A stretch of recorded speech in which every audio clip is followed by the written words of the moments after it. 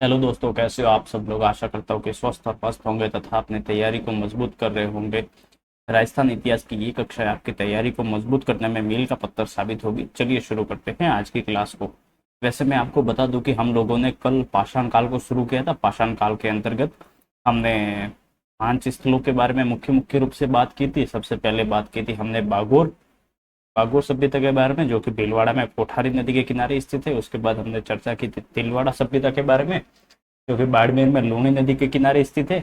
फिर और हमने बात की थी जायल और डीडवाना, जो कि नागौर जिले में है। ये भी पाषाण काल से संबंधित थे। और एक हमने चर्चा की थी बूढ़े पुष्कर के बारे में, जो कि संबंधित है किससे, वो संबंधित है, ये भी पाषाण काल से ही संबंधित है। तो दोस्तों आज हम शुरू कर रहे हैं सिंधु घाटी सभ्यता से संबंधित क्या क्या फैक्ट आते हैं, कौन कौन से जो राजस्थान में इससे संबंधित स्थल आते हैं। तो सिंधु घाटी सभ्यता से संबंधित या हड़प्पा सभ्यता से संबंधित अगर कोई राजस्थान में स्थल आता है तो उसकी श्रेणी में सबसे पहले हम नाम लेंगे कालीबंगा सभ्यता का। इसका नाम लेंगे कालीबंगा सभ्यता का। तो चलिए शुरू करते हैं। सबसे पहले मैं यहाँ पर लिख देता हूँ कालीबंगा सभ्यता। हम लोग क्या पढ़ रहे हैं, हम लोग पढ़ रहे हैं कालीबंगा सभ्यता। अगर हम देखें कि ये जो कालीबंगा सभ्यता है ये कहाँ पर विकसित हुई, क्या क्वेश्चन बनता है, कहाँ पर विकसित हुई। तो जब इसका उत्खनन किया गया था या खोजा गया था तब ये गंगानगर, ये जो है गंगानगर जिले में आया करती थी। कहाँ आती थी, गंगानगर जिले में आती थी। लेकिन यही अगर हम वर्तमान में चर्चा करें तो ये वर्तमान में है जो गंगानगर से हनुमानगढ़ अलग होने के बाद ये हनुमानगढ़ जिले में पड़ती है। कहाँ पड़ती है ये वर्तमान में हनुमानगढ़ जिले में पड़ती है। वहीं अगर हम चर्चा करें कि इसकी कौन सी नदी के किनारे ये सभ्यता का विकास हुआ, तो जो नदी आती है कालीबंगा सभ्यता, देखो गंगानगर और हनुमानगढ़ की बात हो रही है तो सीधी सी बात है, हमने नदियों वाले टॉपिक में पढ़ा था कि यहाँ की जो प्रमुख नदी आती है वो आती है घग्गर नदी। कौन सी नदी आती है, घग्गर नदी यहाँ की प्रमुख नदी आती है। तो ये सभ्यता भी घग्गर नदी के किनारे ही विकसित हुई थी। घग्गर नदी को और अगर हम देखें तो इसे सरस्वती नदी के नाम से भी जाना जाता है, क्योंकि ये सरस्वती जहां पर लुप्त हुई थी उसी की पेटे में बहती है, उसी के मार्ग में बहती है। इसके कारण से इसे सरस्वती नदी कहते हैं। इसे द्वेषवती नदी भी कहते हैं, मृत नदी बोलते हैं, नट नदी बोलते हैं। ये सारे क्या है, इसी घग्गर नदी के उपनाम आते हैं। वहीं अगर हम देखें, क्या देखें कि ये हनुमानगढ़ जो जिला है इसमें और कौन कौन सी सभ्यताएं आती है, तो इसमें मुख्य रूप से 2 सभ्यताएं और आती है। कौन कौन सी, एक का नाम आता है, देखो काली से रंग से रिलेटेड है तो काली आ गई, तो पीली आना तय है, तो पीली बंगा हो गई। और एक आती है रंग से रिलेटेड है, तो जो रंग महल सभ्यता है वो भी हनुमानगढ़ जिले में ही स्थित है। अगर हम इसके कालक्रम की बात करें, मतलब इसका जो टाइम पीरियड कब से कब तक क्या रहा है, तो उसकी अगर हम देखें, इसका क्या देख रहे हैं हम काल देख रहे हैं, इसका टाइम पीरियड कब से कब तक रहा है। इसका जो कालक्रम आता है वो कार्बन डेटिंग पद्धति के अनुसार इसका जो कालक्रम निर्धारित किया गया है वो किया गया है 2350 ईसा पूर्व से। कब से, 2350 ईसा पूर्व से इसका कालक्रम आता है 1750 ईसा पूर्व। यानी ये बीसी की बात हो रही है। किसकी बात हो रही है, बीसी की बात हो रही है, यानी बिफोर क्रिस्ट। यानी ये उल्टे चल रहे हैं संधि को। 2350 ईस्वी से लगा के जो 1750 ईस्वी तक कालीबंगा सभ्यता का काल रहा होगा। अगली बात आती है कि सबसे पहले हमें इसकी जानकारी कैसे मिलती है, या इसकी जानकारी कौन देता है सर्वप्रथम। तो जो सर्वप्रथम जानकारी देने वाले हैं उनका नाम आता है एलपी टेसीटोरी। क्या नाम मिलता है, सर्वप्रथम जानकारी देने वाले हैं एलपी जो टेसीटोरी है। ये एक अंग्रेज हुआ कर, अंग्रेज नहीं बोल सकते इसको, एक इटालियन भी बोल सकते हो। इन्होंने कालीबंगा सभ्यता के बारे में कहा था कि हाँ भाई मुझे कुछ ऐसा लग रहा है कि यहाँ पे कोई पुराने नगर के अवशेष वगैरह हो सकते हैं। तो जो जानकारी किसने दी है, तो जानकारी देने वाले का नाम है एलपी टेसीटोरी। इन्हीं की जानकारी को ध्यान में रखते हुए इस सभ्यता की खोज किसने प्रारंभ की या खोजकर्ता कौन माने जाते हैं? तो जो खोज करता है उनका नाम आता है 1952 में ये खोज की थी, और नाम मिलता है अमलानंद घोष। क्या है? 1952 में अमलानंद घोष के द्वारा इस सभ्यता की जो है वो खोज की गई थी। सीधी सी बात है, अब खोज वगैरह होना प्रारंभ हो गई है, या प्रारंभ हो गई है, खोज वगैरह होना प्रारंभ हो गई है। तो अभी क्या होना, अब इसका क्या होगा, अब इसका होगा उत्खनन होगा। क्या होगा भाई? उत्खनन। उत्खनन की अगर हम चर्चा करें कि जो कालीबंगा सभ्यता का उत्खनन किसके द्वारा किया गया, तो उत्खनन में हमारे पास नाम आते हैं, ये 1961 से लगाकर 69 तक या 68 69 के आसपास तक ये उत्खनन कार्य चला था, जिसमें जो है मुख्य रूप से ब्रजवासी लाल और बालकृष्ण थापर, ये दो व्यक्ति यहाँ पर प्रमुख रूप से अपनी भूमिका निभाई थी। तो किस किसने निभाई है? नाम है बालकृष्ण थापर, और अगर हम दूसरे व्यक्ति की बात करें तो वो नाम मिलता है ब्रजवासी लाल। इसका अगर हम देखें तो इनको क्या बोल सकते हैं, देखो इनको बी के थापर भी बोल सकते हैं, और इनको क्या बोलेंगे, बीवी लाल।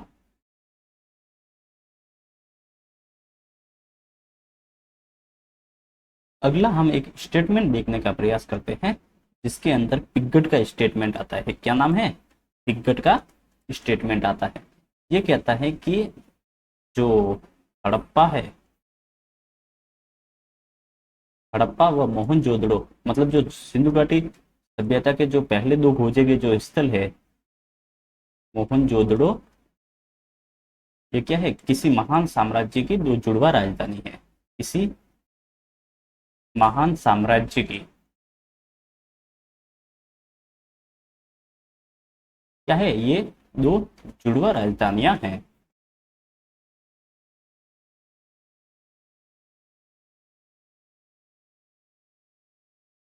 वहीं अगर हम दशरथ शर्मा के बारे में देखें, किनके बारे में, तो दशरथ शर्मा जी है, राजस्थान के इतिहास में इनका बहुत बड़ा योगदान आता है।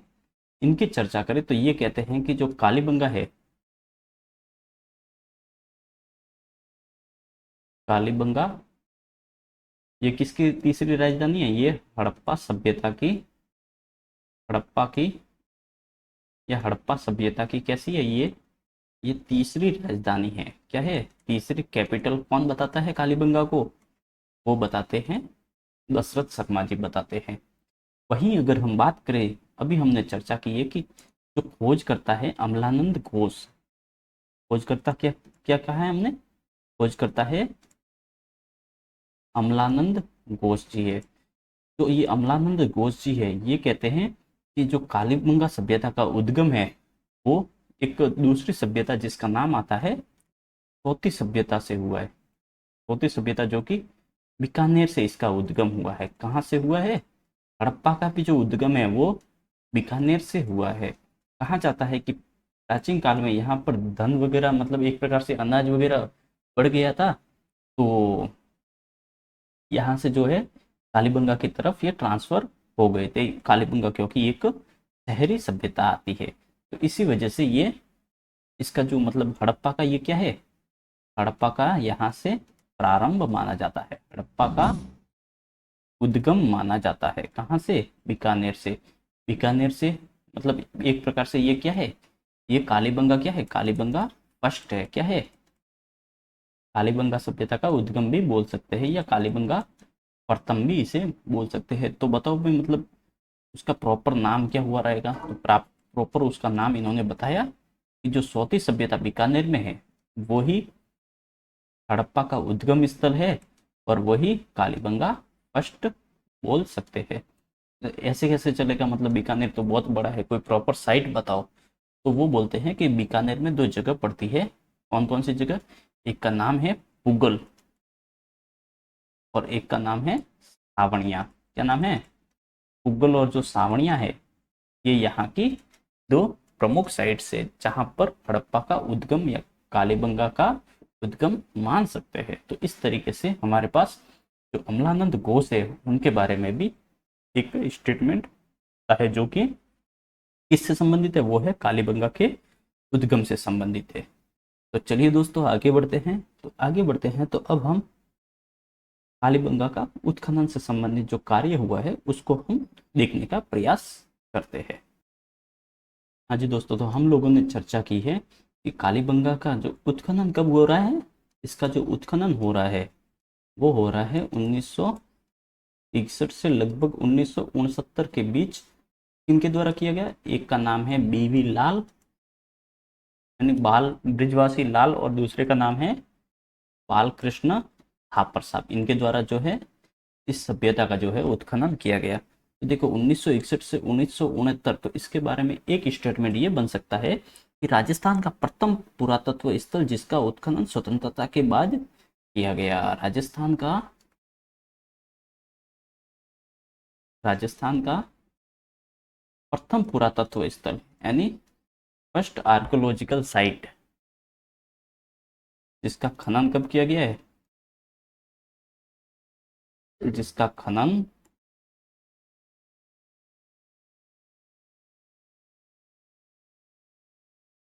स्वतंत्रता के बाद किया गया, यानी 1947 के बाद जब देश आजाद हुआ था उसके बाद उत्खनन जिसका किया गया था वो पहली साइट कौन सी थी? राजस्थान में। वो राजस्थान में पहली साइट थी कालीबंगा।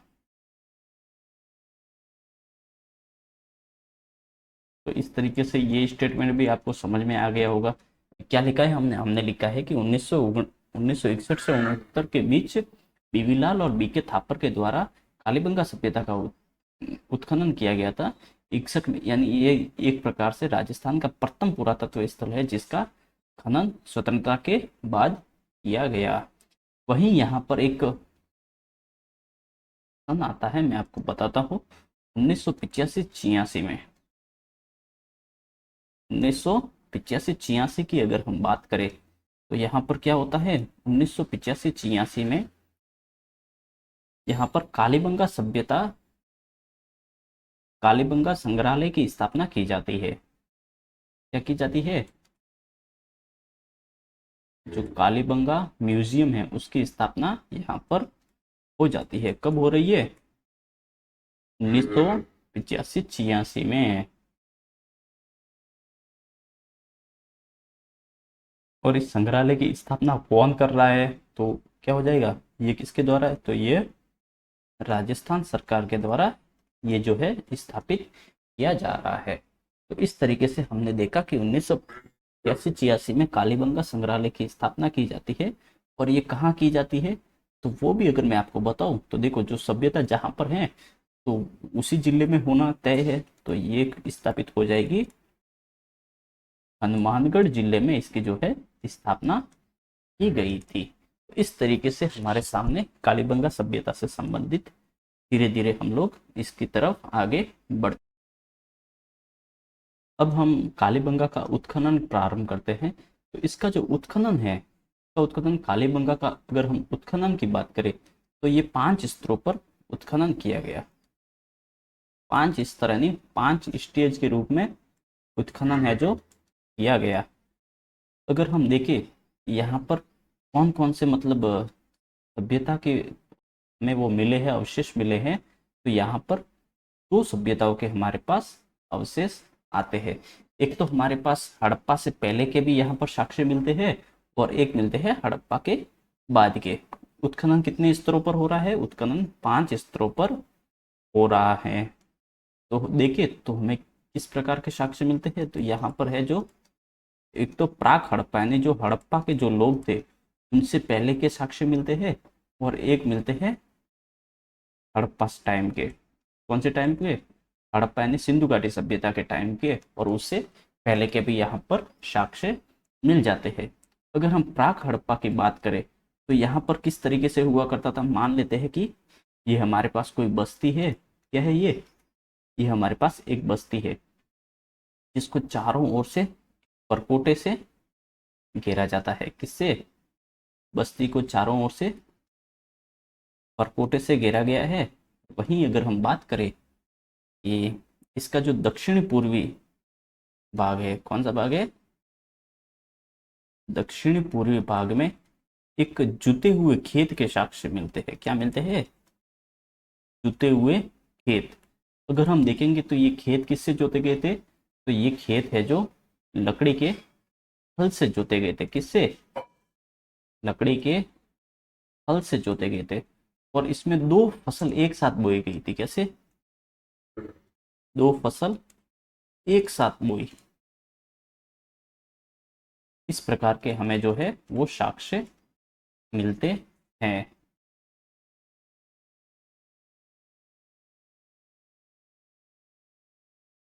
दो फसलें एक साथ बोई गई थी, तो क्वेश्चन बनता है भाई, सीधी सी बात है, क्वेश्चन आना तय है कि मतलब दो फसलें कौन कौन सी बोई गई थी। तो जो दो फसलों के अगर हम नाम देखें, तो जो दो फसलों के नाम आते हैं, एक का नाम आता है गेहूं बोया गया था और दूसरा आता है जौ बोया गया था। ये जो दो फसलें हैं वो कहाँ से हमें मिलती है, वो मिलती है कालीबंगा सभ्यता के जो प्राक हड़प्पा की जो संस्कृति है, जिसमें एक बस्ती हुआ करती थी, उसके चारों तरफ परकोटे से घिरे रहती थी।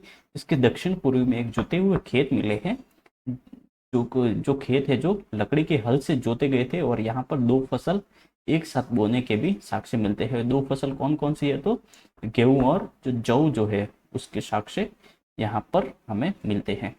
वहीं अगर हम देखें,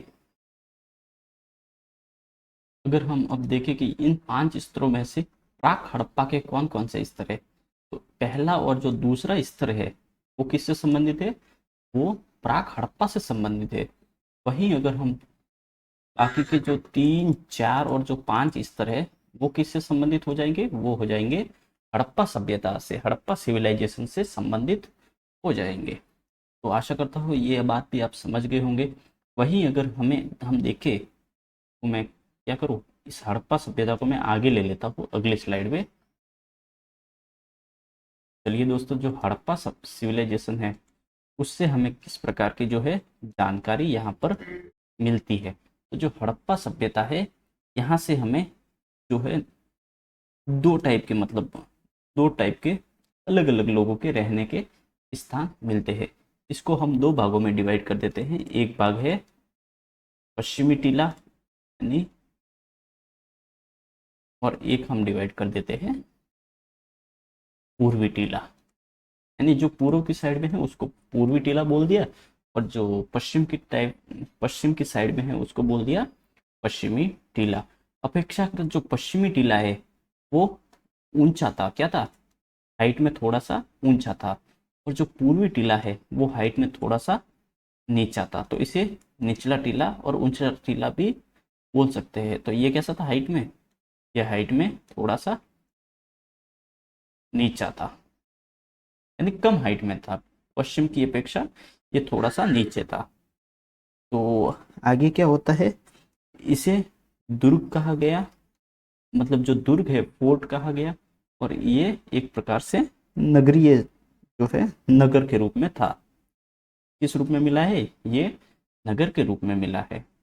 वहीं अगर हम पश्चिमी टीले की बात करें तो यहाँ पर दुर्ग है। दुर्ग मतलब एक प्रकार से प्रशासन की बात हो रही है। तो प्रशासन की बात हो रही है तो यहाँ पर सारे के सारे जो भवन वगैरह मिलेंगे वो किस टाइप के मिलेंगे, प्रशासनिक भवन है वो सारे के सारे पश्चिमी टीले की तरफ हमें मिलते हैं। वहीं अगर हम पूर्वी टीले की बात करें तो यहाँ पर कौन रहते थे, सामान्य लोग रहते थे, इसलिए यहाँ के जो भवन है वो सामान्य ही मिलते हैं। और अगर हम देखें तो ये जो दोनों हैं, दोनों अलग अलग, क्या बोलेंगे, दोनों जो टीले हैं या दोनों जो महल है या दोनों जिनका रहवास है, वो एक प्रकार से अलग अलग परकोटे से घिरे हुए थे। क्या कर रहे थे, अलग अलग। ये दोनों का क्या है, ये दोनों का है ब्लैक कलर का जो है वो अलग अलग दोनों परकोटे से घिरे हुए थे, यानी एक प्रकार से सुरक्षा मतलब सिक्योरिटी का फुल इंतजाम करके रखा हुआ था।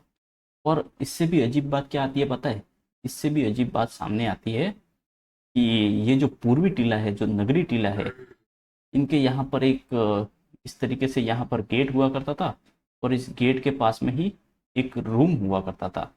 मतलब एक तरीके से आप समझ लो वो क्या बोलते हैं, वॉचमैन वाली कंडीशन है ना, वो यहाँ पर सही से एकदम लागू होती है। तो इन लोगों ने क्या कर रखा है, इन लोगों ने ये एक तरीके से ये एक भवन है जो कि द्वारपाल के लिए, मतलब गेट कीपर के लिए हुआ करता था। तो इसे बोल सकते हैं द्वारपाल का, द्वारपाल कक्ष का भी इंतजाम हमें इस कालीबंगा सभ्यता में देखने को मिलता है। वहीं अगर हम इस प्रशासनिक भवन यानी पश्चिमी टीले की बात करें तो यहाँ पर हमें 7 अग्निकुंड मिलते हैं। क्या मिलते हैं? 7 अग्निकुंड मिलते हैं। अगर हम इन अग्निकुंडों की बात करें तो ये अग्निकुंड क्या दर्शाते हैं? ये अग्निकुंड इस बात के साक्ष्य है कि यहाँ पर जो लोग हैं वो अपने धर्म वगैरह से, मतलब यज्ञ वगैरह करवाने से, धार्मिक कार्यों में रुचि रखते थे। क्या रखते थे? धार्मिक कार्यों में जो वहाँ की जनता की जो रुचि है उसको ये अग्निकुंड व्यक्त करते हैं, धार्मिक कार्यों में रुचि प्रकट करते हैं ये अग्निकुंड। अब कालीबंगा सभ्यता की अगर हम और बातें करें तो ये एक प्रकार से क्या थे, इनके मतलब जो भवन है उनके बारे में भी जानना बहुत जरूरी है। और इनकी जो नालियां हैं वो यहाँ पर और भी इससे अलग ही मतलब होती है। वो हमें और किस किस के बारे में जानना है, यहाँ के जो भवन है वो किस प्रकार के थे, यहाँ की नालियां हैं वो किस प्रकार की थी। और अगर हम देखेंगे तो यहाँ पर जो सड़कों, जो सड़क निर्माण की जो पद्धति है उसके बारे में देखना बहुत ही जरूरी है। तो अगर हम भवनों की बात करें तो यहाँ के भवन मतलब एक प्रकार से यहाँ पर भी ये गरीब बस्ती के नाम से भी इसको जाना जाता है। तो यहाँ के जो सड़क, ये जो भवन है वो कच्ची ईंटों से निर्मित थे। किससे थे? कच्ची ईंटों से निर्मित भवन थे। कच्ची ईंटों से निर्मित क्यों है? क्योंकि ये एक प्रकार से गरीब बस्ती थी। कैसी थी? यह एक गरीब बस्ती थी, या इसे ही बोल सकते हो, इसे एक दीनहीन बस्ती के नाम से जाना जा सकता है। लेकिन सबसे इसके जो भवनों की जो बनावट देखें, जो कलाकारी देखें, तो उससे यह पता चलता है कि यह एक क्या थी, नगरीय सभ्यता थी। यानी एक प्रकार से पूरा का पूरा जो है नगर टाइप में जो है इसका विकास है जो किया गया था। अगर हम ईंटों की साइज की बात करें कि यहाँ पर किस साइज की ईंटें मिलती है, तो हमें जो ईंटें मिलती है वो मिलती है 30 30 × 15 × 7.5 की। कितनी मिलती है? 30 × 15 जो 7.5 जो है इस साइज की हमें ईंटें मिलती है। ये सेंटीमीटर हुआ करेगा क्योंकि मीटर तो बहुत बड़ा हो जाएगा। इस तरीके से ईंटों की साइज भी यहाँ पर मिलती है। और ये जो ईंटें हैं, कहीं कहीं से ये जो ईंटें वो हैं वो उसके ऊपर डिजाइन की हुई है, उनको डेकोरेट किया हुआ है। तो कह सकते हैं ये जो ईंटें हैं वो कैसी है, अलंकृत ईंटें भी यहाँ से हमें मिली है। कैसे मिली है? अलंकृत। अलंकृत का अर्थ होता है डेकोरेट, यानी मान लेते हैं कि ये कोई ईंट है और इसके ऊपर कुछ डेकोरेशन वगैरह किया हो, मान लो इस तरीके से कोई बर्फी बना दी हो या इस तरीके से कोई फूल पत्तियां बना दी हो। इस तरीके से आप समझ सकते हैं कि ये एक प्रकार से डेकोरेटेड ईंटें थी। वहीं अगर हम नालियों की बात करें तो कालीबंगा सभ्यता में जो नाली मिलती है वो वो जो नालियां हैं वो घर में तो किस टाइप की है? घर में तो है जो, या लड़की कहाँ से नाम आ रहा है? घर में तो किससे बनी है? लकड़ी से बनी है। लकड़ी से बनी का क्या अर्थ हुआ कि ये कैसी है? ये कास्ट कास्ट निर्मित जो नालियां हैं वो यहाँ पर हमें देखने को मिलती हैं। घर से बाहर अगर हम डायरेक्ट अगर हम जो मोहल्ले की नालियां देखेंगे, मोहल्ले या मेन सड़क की जो नालियां है वो कैसी थी, तो वो जो नालियां है वो पक्की ईंटों से बनी हुई थी। कैसी थी? पक्की ईंटों से निर्मित थी नालियां। और पक्की ईंटों के साथ साथ अगर हम देखें तो ये जो नालियां हैं वो कैसी थी, ये नालियां हैं वो ढकी हुई थी। यानी अब हम स्वच्छ भारत अभियान जो चला रहे हैं वो उस टाइम पे भी चल रहा था। ढकी हुई नालियां, ये इसकी प्रमुख विशेषता आती है। तो इस स्लाइड में हमने क्या क्या देखा, हमने देखा कि कालीबंगा सभ्यता के जो भवन है वो कच्ची ईंटों से निर्मित थे। कच्ची ईंटों से तात्पर्य है वो पकाने के लिए इतने मतलब काबिल नहीं थे, इसलिए इसे गरीब बस्ती या दीनहीन बस्ती के नाम से जाना जाता है। लेकिन जिस प्रकार से भवन वगैरह उनका फैलाव है, उनकी जो डिजाइनिंग वगैरह है, उससे पता चलता है कि ये एक नगरीय सभ्यता थी। ईंटों के अगर हम आकार की बात करें तो 3, 15, 7.5 के हिसाब से हमें जो यहाँ की जो ईंटें मिलती हैं, ईंटों के ऊपर डिजाइन या डेकोरेट की हुई थी, इसलिए यहाँ पे जो है अलंकृत ईंटें मिली हैं। वहीं अगर हम नालियों की बात करें तो जो कालीबंगा सभ्यता में हमें नालियां मिली है वो घर में तो लकड़ी से बनी हुई है या काष्ठ से निर्मित है, लेकिन सड़कों और जो मोहल्लों की जो नालियां आती है वो कैसी है, वो है पक्की ईंटों से निर्मित है और सारी की सारी ढकी हुई है। मैं अगर भवन निर्माण से संबंधित अगर आपको एक और बात बताऊं तो जो भवनों के जो दरवाजे हैं, दरवाजे वो मेन रोड की तरफ नहीं खुलते थे। मेन रोड की तरफ नहीं खुलते थे, मतलब मान लेते हैं कि ये कोई, इस स्लाइड में ले लेता हूं कि मान लेते हैं कि ये क्या है, ये हमारा मेन सड़क है। ये क्या है, ये हमारा मेन सड़क है। इस मेन सड़क से यहाँ पर अगर जाने के लिए ये मोहल्ले वाले सड़क हो गई, ये पूरी की पूरी क्या है, ये वापस मोहल्ले वाली सड़क हो गई।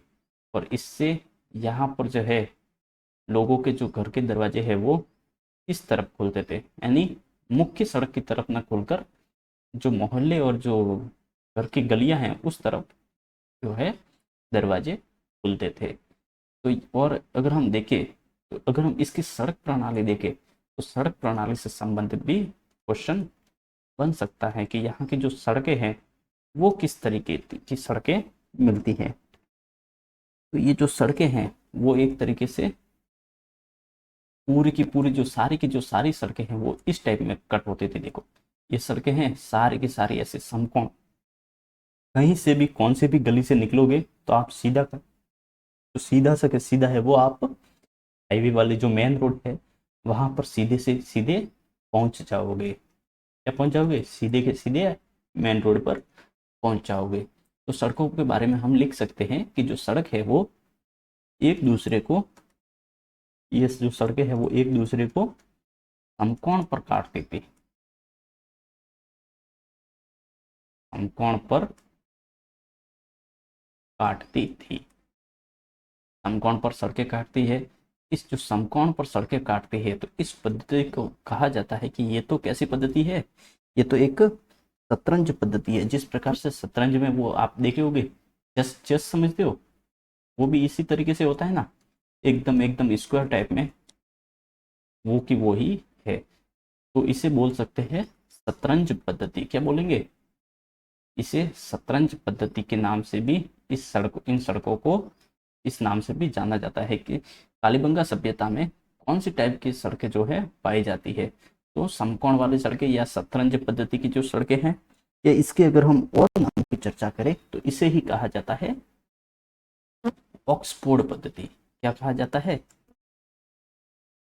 ऑक्सफोर्ड पद्धति के नाम से भी इन सड़कों को जाना जाता है। इसके बहुत सारे नाम हैं, क्या सारे के सारे लिखवा दूं क्या, चलो लिखवा ही देता हूँ। इसे ही कहा जाता है ग्रिड पद्धति। आपने ग्रिड देखी है, कैमरे में कभी कभी लिखा रहता है कि ग्रिड ऑन या ऑफ, तो उसमें इस तरीके से 3x3 का जो है डिवाइडेशन हो जाता है, तो उसे ही कहते हैं ग्रिड पद्धति। तो ये भी एक प्रकार से समकोण पर ही सड़कें काटते हुई है, उसी के आधार पर ये नाम हमें मिलता है। इसे ही कहा जाता है जाल पद्धति, यानी एक तरीके से पूरा का पूरा जो है जाल बना हुआ है। क्या कहते हैं इसे, इसे कहते हैं जाल पद्धति। वहीं अगर हम बात करें तो इसे ही कहते हैं चैम्सफोर्ड पद्धति। क्या कहते हैं, इसे ही कहते हैं चैम्सफोर्ड पद्धति के नाम से भी इसे ही जाना जाता है। तो हमने क्या क्या देखा, हमने सड़क एक दूसरे को समकोण पर काटती है, इसे ही शतरंज पद्धति, ऑक्सफोर्ड पद्धति, ग्रिड पद्धति और जाल पद्धति तथा चैम्सफोर्ड पद्धति के नाम से ही जाना जाता है। तो ये सारी की सारी जो है कालीबंगा की जो सड़कें हैं उसके बारे में हम लोग चर्चा कर रहे हैं। यहाँ के मकानों में अगर हम देखें तो यहाँ के जो भवन हैं, कोई कोई भवनों में हमें क्या मिलती है, कोई कोई भवनों में हमें दरारें मिलती है। क्या मिलती है? दरारें मिलती है। मतलब भवन में दरारें समझते हो ना, दरार आ जाती है देखो। तो कहा माना जाता है कि जो कालीबंगा सभ्यता का विनाश है वो किस वजह से हुआ है, वो भूकंप के कारण हुआ है। भूकंप आना, भूकंप आने के कारण ही माना जाता है कि इन भवनों में दरारें हुई होगी। और हमने देखा कि प्राक हड़प्पा सभ्यता से प्राचीनतम जुते हुए खेत के प्रमाण मिलते हैं। एक साथ दो फसल गेहूं और जो भी हमने बात कर ली है, अग्नि वेदिकाएं भी हमने देख ली है। और अगर हम देखें तो ये नगरीय सभ्यता है, ये भी चर्चा मैंने आपको बता दी है। यहाँ की अब हम समाधि प्रथा के ऊपर देख लेते हैं। यहाँ पर जो लोगों को है मतलब एक प्रकार से वो क्या बोलेंगे, अंत्येष्टि किस प्रकार से की जाती है।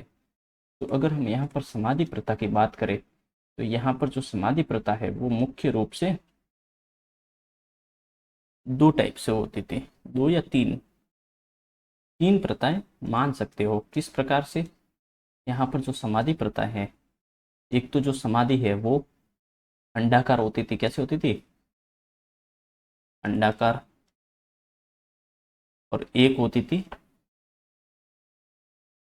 गहरा खड्डा, डायरेक्ट मतलब गहरा दफनाना, एक ये भी एक अलग पद्धति है। और एक जो है उसके साथ साथ जो है खाद्य सामग्री व आभूषण रखते थे। क्या रखते थे? खाद्य सामग्री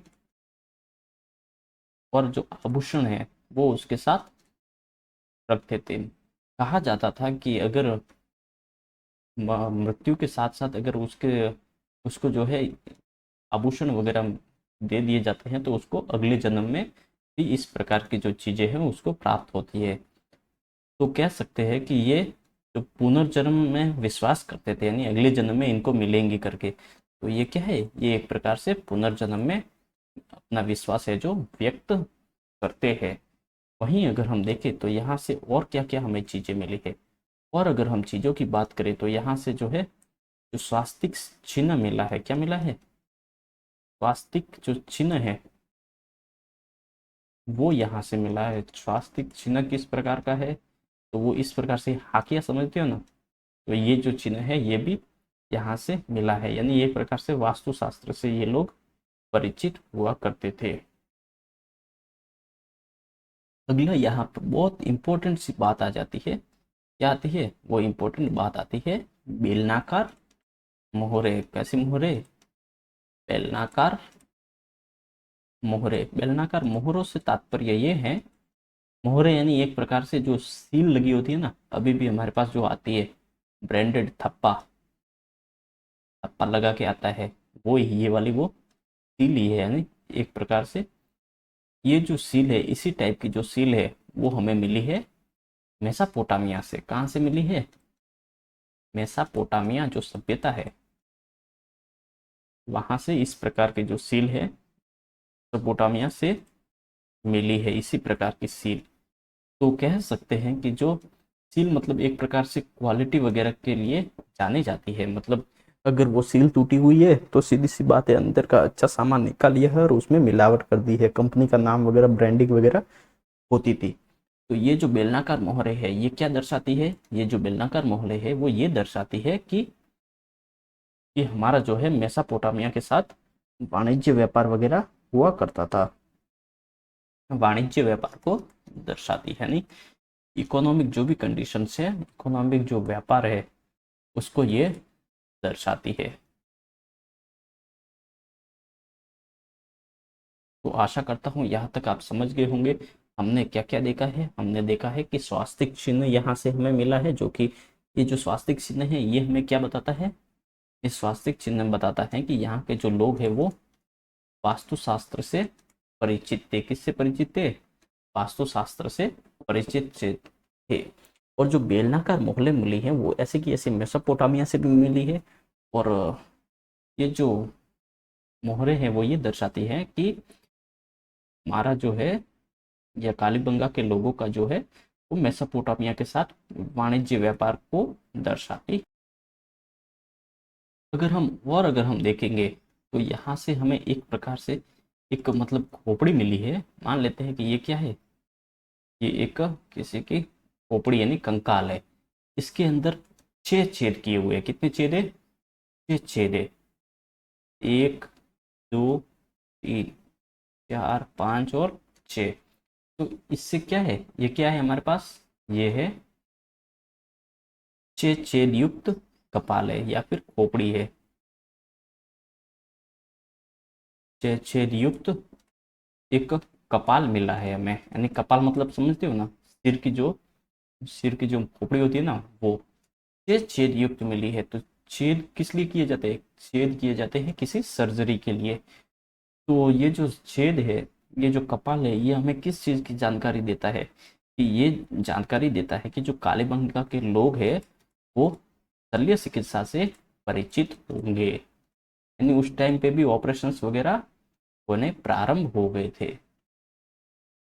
तो समझ गए होंगे आप, 6 छेद युक्त कपाल मिला है जो कि शल्य चिकित्सा को दर्शाता है। उसके बाद हमने देखा कि दशरथ शर्मा जी ने कालीबंगा को सिंधु घाटी सभ्यता की तीसरी राजधानी भी कहा है। और बाकी बाकी तो और तो कुछ मिला नहीं है। और अगर हम कुछ देखें कि क्या क्या हमें और मिलता है यहाँ से बेलनाकार मोहरे मैंने आपको बता दिया है। यहाँ पर बैलगाड़ी के जो खिलौना है वो मिला है। क्या मिला है? बैलगाड़ी का खिलौना यहाँ से हमें मिलता है। और अगर हम देखें तो यहाँ से वो जो खेलने के जो पासे आते हैं ना, डाइस, वो यहाँ से मिलते हैं। और अगर हम देखें तो यहाँ से शिवलिंग मिलता है। तथा और देखें तो टेराकोटा पद्धति की जो मूर्तियां है, यानी पकी हुई मृण मूर्तियां है, मृण मूर्तियां वो भी यहाँ से मिलती है। और अगर हम, एक बहुत अच्छा क्वेश्चन बनता है कि कालीबंगा की समानता किस से दर्शाती है। एक एग्जाम में देखा था मैंने कि कालीबंगा से समानता दर्शाने वाली कौन सी सभ्यता है, यानी कालीबंगा से दर्शाने वाली समानता दर्शाने वाली पाकिस्तान की कौन सी सभ्यता है? तो पाकिस्तान में एक सभ्यता आती है जिसका नाम मिलता है कोट दीजी। क्या है? कोट दीजी। ये जो सभ्यता है इसकी समानता, इसके नगरों की बनावट वगैरह वो भी कालीबंगा से मैच करती है, इसलिए ये क्वेश्चन एक बार पूछ लिया गया है। और एक हम रह गए थे, कालीबंगा जो सभ्यता है, कालीबंगा है, इसका अर्थ क्या है, शब्द का अर्थ क्या है? तो देखो, काली, काली से काला रंग हो गया, काली, और बंगा का अर्थ होता है चूड़िया। तो जो काली चूड़िया, इसका जो है शाब्दिक अर्थ हो जाता है। ये एक पीछे रह गया था, तो आप इसको भी ऐड कर लीजिएगा। तो आशा करता हूँ कि आप लोग इस समझ गए होंगे। चलिए एक बार रिपीट कर देते हैं कि क्या क्या हमें यहाँ से मिले हैं, क्या क्या यहाँ से नहीं मिले हैं।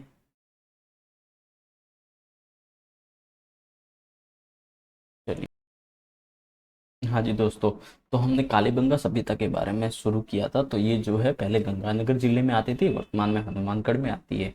अगर हम हनुमानगढ़ में और कौन कौन सी सभ्यता हैं उसके बारे में देखेंगे तो एक आती है पीलीबंगा और एक आती है रंगमहल सभ्यता। ये दोनों भी हनुमानगढ़ जिले में ही आती है। कौन सी नदी के किनारे? तो नदी आ जाएगी घग्गर के किनारे। किस नदी के किनारे आ जाएगी? घग्गर नदी के किनारे। वहीं अगर हम इसके कालक्रम की बात करेंगे तो इसका जो कालक्रम आता है वो आता है 2350 से 1750 ईसा पूर्व। सर्वप्रथम जानकारी देने वाले कौन थे कालीबंगा सभ्यता के बारे में? तो नाम मिलता है एलपी टेसीटोरी साहब। अगर हम खोजकर्ता की बात करेंगे तो 1952 में अमलानंद घोष। उस टाइम पे वो एक बात और कहते हैं, क्या, जो मैंने आपको बताई थी, क्या बताई थी, हमने कहा था कि इसका जो उद्गम है, अमलानंद घोष जी कहते हैं कि बीकानेर से हुआ था, जो कि सोती सभ्यता है, वहां से हड़प्पा का उद्गम, और इसे कालीबंगा फर्स्ट के नाम से जाना जाता है। क्षेत्र बताओ, तो क्षेत्र कौन कौन से बताए थे उन्होंने? पुगल और जो सावणिया है वो क्षेत्र बताए थे। उत्खनन हमने चर्चा की है 1961 से 1961 से 69 तक बालकृष्ण थापर, बी के थापर और ब्रजवासी लाल यानी बीवी लाल, इनके द्वारा जो यहाँ पर है उत्खनन किया गया था। पिंगट कहते हैं कि हड़प्पा और जो मोहनजोदड़ो है वो किसी महान साम्राज्य की दो जुड़वा राजधानियां हैं। वहीं दशरथ शर्मा कालीबंगा को सिंधु घाटी सभ्यता या हड़प्पा सभ्यता की तीसरी राजधानी बताते हैं। और अमलानंद के बारे में ये मैंने आपको बता ही दिया है। उत्खनन 61 से 69 तक हो रहा है, यानी राजस्थान का प्रथम पुरातत्व स्थल जिसका उत्खनन या फिर खनन, उत्खनन लिख देंगे तो ज्यादा बेहतर रहेगा। क्या है? उत्खनन स्वतंत्रता के बाद किया गया। 1985-86 में यहाँ पर कालीबंगा संग्रहालय की स्थापना की जाती है राजस्थान सरकार के द्वारा। और कहाँ की जाती है? तो हनुमानगढ़ जिले में। कालीबंगा का जो उत्खनन है वो 5 स्तरों के रूप में किया गया था। पहले और दूसरा जो कि प्राक हड़प्पा से संबंधित है, और तीसरा जो चौथा और पांचवा जो स्तर है वो हड़प्पा सिविलाइजेशन से संबंधित है। प्राक हड़प्पा का मतलब होता है हड़प्पा से भी पहले की सभ्यता यहाँ पर विद्यमान थी। पहले की सभ्यता से विद्यमान थी, इससे हमें यह साक्ष्य मिलते हैं कि यहाँ पर एक बस्ती थी जिसके चारों तरफ एक परकोटा मिला है, और इसी बस्ती के दक्षिण पूर्व की ओर जुते हुए खेत के प्रमाण मिलते हैं, जहां पर जो जूते किससे जूते गए थे? तो लकड़ी के हल से जूते गए थे। यहाँ पर 2 फसल एक साथ बोने के भी साक्ष्य मिलते हैं। और जो फसल कौन कौन सी थी? तो वो हो जाएगा गेहूं और जौ। और अगर हम देखें हड़प्पा सिविलाइजेशन के बारे में, तो यहाँ पर पश्चिमी टीला और जो पूर्वी टीला, इस टाइप के 2 टीले मिलते हैं, क्योंकि दोनों अलग अलग परकोटे से घिरे हुए थे। पूर्वी जो पश्चिमी टीला है वो ऊंचा था, पूर्वी टीला नीचा था। पश्चिमी टीले को दुर्ग के नाम से जाना जाता था, और यहाँ पर पूर्वी टीला है वो नगर के रूप में। प्रशासनिक सारे के सारे कार्य पश्चिमी टीले में होते थे। यहाँ से 7 अग्निकुंड मिलते हैं जो कि कालीबंगा सभ्यता के लोगों के धार्मिक कार्यों में रुचि को व्यक्त करते हैं। और जो पूर्वी टीला है वो सामान्य भवन हुआ था, जिसमें एक द्वारपाल कक्ष भी विद्यमान था। यहाँ के अगर हम भवनों की बात करें तो दरवाजे मेन रोड की तरफ नहीं खुलते, यानी मोहल्लों में खुलते हैं। कहाँ पर मेन रोड की तरफ खुलते? तो वो एक स्थल आता है लोथल सभ्यता। कौन सी आती है? लोथल। याद रखिएगा, मेन रोड पर दरवाजे लोथल सभ्यता के खुलते हैं, जो कि गुजरात जिले में आती है, गुजरात राज्य में पड़ती है। यहाँ पर जो ईंटें हैं वो कच्ची ईंटों से निर्मित भवन मिलते हैं। जो कि कच्ची ईंटें हैं तो सीधी सी बात है उनमें दरारें भी आ जाएगी। तो दरारें है तो ये भूकंप से संबंधित, भूकंप आने के कारण इसका विनाश हुआ, इस तरीके से भी माना जाता है। ये एक गरीब बस्ती है, दीनहीन बस्ती है, क्योंकि कच्ची ईंटों का प्रयोग किया गया है। लेकिन ये समानता दर्शाने के कारण इन नगर भवनों का इस तरीके से विकास किया गया है कि ये एक नगरीय सभ्यता प्रतीत होती है। 30, 15, 7.5 को याद करने की जरूरत नहीं है। और जो ईंटें हैं वो डेकोरेटेड ईंटें हैं, अलंकृत ईंटें हैं। वहीं अगर हम नालियों की चर्चा करें तो यहाँ पर जो घर में जो नालियां बनी हुई है वो लकड़ी से बनी हुई है, काष्ठ से निर्मित है। लेकिन लेकिन क्या? लेकिन जो सड़कें हैं वो पक्की ईंटों से, सड़कों में मतलब जो नालियां हैं वो पक्की ईंटों से और ढकी हुई है। और क्या क्या देखा हमने? और हमने देखा इनकी जो सड़क निर्माण पद्धति है उसको हमने देखा कि सारी की सारी सड़कें हैं वो एक दूसरे को समकोण पर काटती है। इसे शतरंज पद्धति, ऑक्सफोर्ड पद्धति, ग्रिड पद्धति, जाल पद्धति और चैम्सफोर्ड पद्धति के नाम से जाना जाता है।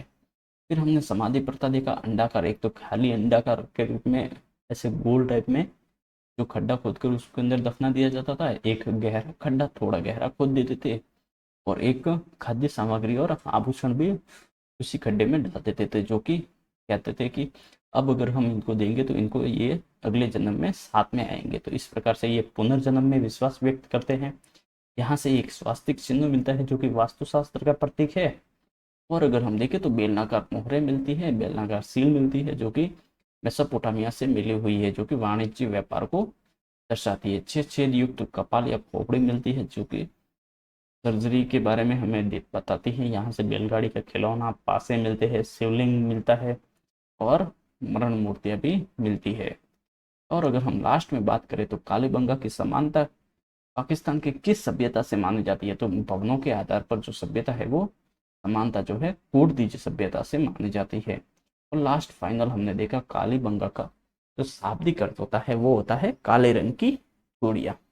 तो दोस्तों मिलते हैं अगली क्लास में, तब तक के लिए स्वस्थ रहिए, मस्त रहिए। धन्यवाद, बाय बाय, टाटा।